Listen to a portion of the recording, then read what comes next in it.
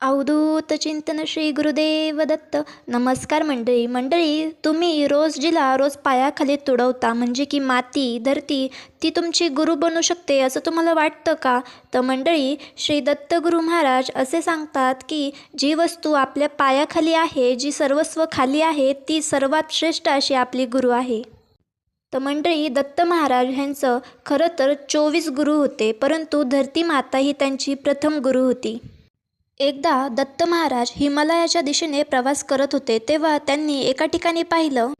एक शेतकरी त्याच्या शेतात नांगर चालवत होता आणि नांगराचं टोक हे जमिनीला फार खोलवर जात होतं आणि धरती फाटत होती.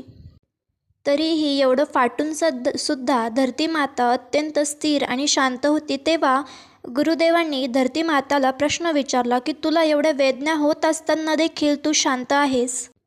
तेव्हा धरती मातेने दत्तगुरूंना अत्यंत शांत स्वरूपाने उत्तर दिलं की सहन करणे हेच माझं गुणधर्म आहे. मी सर्वांचं ओझं उचलते कारण तेच माझं कर्तव्य आहे, असं धरती माता त्यांना म्हणाल्या. आणि तेव्हापासूनच दत्त महाराजांनी धरती मातेला गुरु मानलं. आणि धरती मातेकडून गुरुदेवांनी 3 मूल्यवान अशा शिकवणी घेतल्या. पहिलं म्हणजे धैर्य, दुसरं म्हणजे क्षमाशीलता, तिसरं म्हणजे निस्वार्थ अशी सेवा. धन्यवाद.